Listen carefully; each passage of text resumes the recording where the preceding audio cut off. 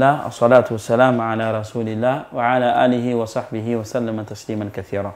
Alhamdulillah, nous parlons de réconciliation, l'union entre les hommes, n'est-ce pas, de permettre aux hommes de vivre ensemble, malgré les divergences, malgré, n'est-ce pas, nos diverses croyances, malgré nos diverses, n'est-ce pas, habitudes, malgré nos différents, n'est-ce pas, opinions, on est condamné à vivre ensemble.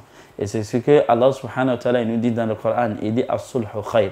Il dit sachez que la réconciliation, elle est bien meilleure, n'est-ce pas? Et tellement la réconciliation est importante en islam, Allah subhanahu wa ta'ala, n'est-ce pas, il a fait, n'est-ce pas, du mensonge quelque chose qui est interdit, mais dans le cadre de la réconciliation. Si on n'a pas d'autre recours, on n'a pas d'autre moyen de réconcilier les gens, si ce n'est qu'avoir recours au mensonge, en ce moment, le mensonge là devient permis et des fois même ça devient obligatoire pour nous, n'est-ce pas, de la proférer. D'accord? Tellement c'est important pour les hommes, pour nous les hommes qui sommes les garants du bien-être de la société, qui sommes les garants, n'est-ce pas, du bon fonctionnement de la société, n'est-ce pas, d'agir de sorte à préserver cette quiétude-là. Bibliquement parlant, l'homme était en parfaite harmonie avec Dieu.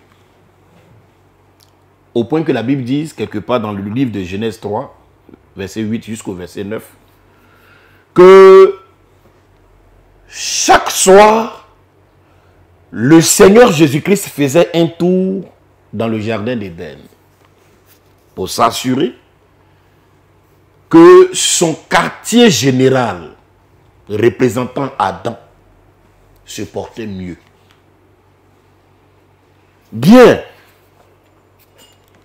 quand le péché entre, Dieu pose une question. Parce que Dieu appelle Adam du milieu du jardin. Adam ne répond pas. La connexion qui était entre lui et Adam a été interrompue. Quelle en est la cause? Le péché est entré. Ce péché étant entré, la connexion entre l'homme et Dieu fut interrompue. La connexion entre l'homme étant interrompue, Jésus-Christ, Dieu étant un Dieu d'amour, va venir. Dieu va donc devenir un être humain pour rétablir cette connexion. Et le fait de rétablir cette connexion, la Bible dit, Jésus-Christ est le médiateur, le seul médiateur entre Dieu et les hommes, réconciliant Dieu et les hommes. Donc Jésus-Christ vient afin que, par cet ultime sacrifice, afin que, par ce qu'il a eu à poser au calvaire, la réconciliation soit établie entre Dieu et les hommes. Lorsque Dieu a créé l'homme, l'homme s'est séparé de Dieu à cause de la chute, à cause du péché. Et avec le péché, beaucoup de choses ont suivi. Les guerres, les maladies, les catastrophes et beaucoup d'autres choses. Et donc l'homme a besoin de revenir à Dieu, de se réconcilier avec Dieu. Et Jésus-Christ est mort et ressuscité pour notre réconciliation avec Dieu le Père. Et il nous a donné le ministère de la réconciliation. Et il nous a donné la parole de la réconciliation. Et pour une meilleure réconciliation avec nos frères, avec nos sœurs, avec nos parents, nos amis, nous avons besoin d'être d'abord réconciliés avec Dieu. Parce qu'on ne peut pas pratiquer notre religion tant qu'on est menacé par deux choses.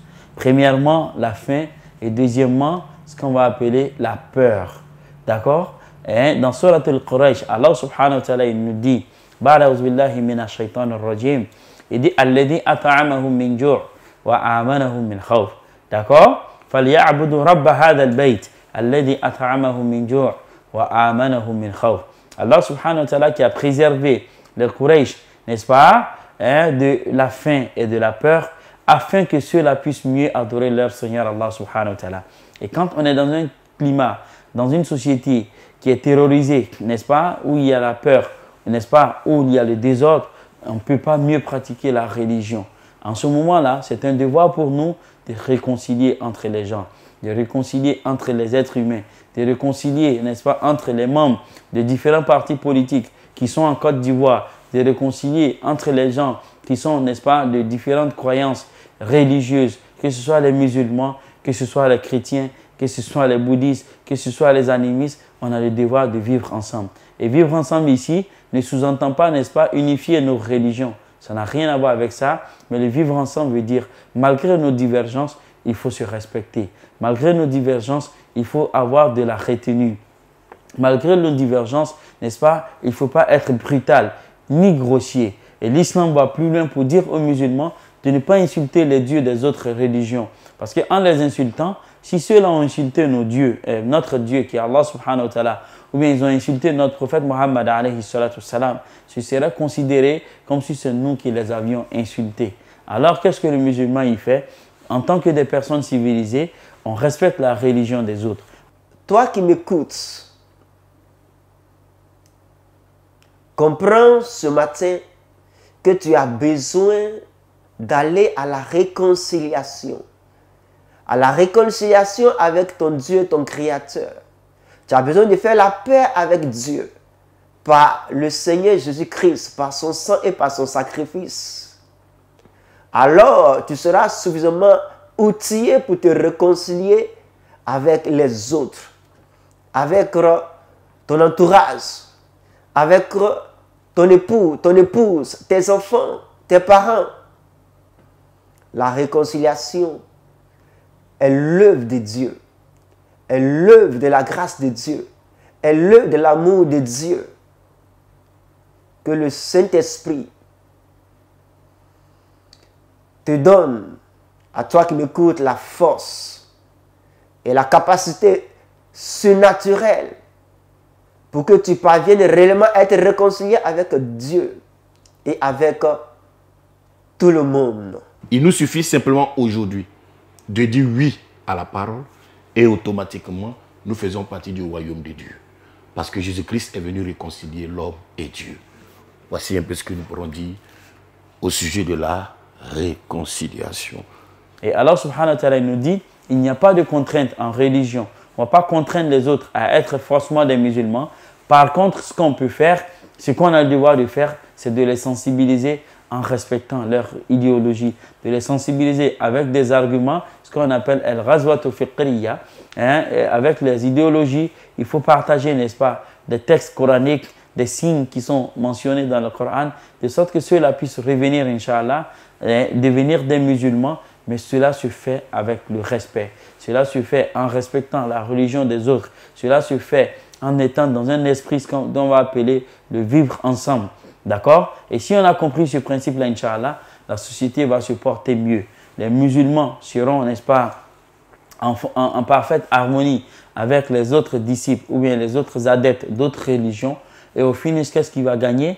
Qu'est-ce qui va triompher? C'est la société qui va se porter mieux. Et plus la société se portera mieux, plus le musulman sera libre, n'est-ce pas, et fier ou encore tranquille de mieux pratiquer sa religion. Donc c'est un devoir pour nous, Inch'Allah, de prôner ces vertus-là, de sensibiliser le maximum de personnes, de sensibiliser nos fidèles. Les imams ont pour devoir de sensibiliser les gens, n'est-ce pas, de sorte qu'Inch'Allah, on puisse être réconciliés, de sorte qu'on puisse vivre ensemble, partager, n'est-ce pas, de bons moments ensemble, en respectant toujours les ordres d'Allah Tabaraka wa Ta'ala. Qu'Allah nous fasse vivre comme étant de bons musulmans, qu'Allah nous fasse mourir comme étant de véritables croyants. Wassalamu alaikum wa rahmatullah.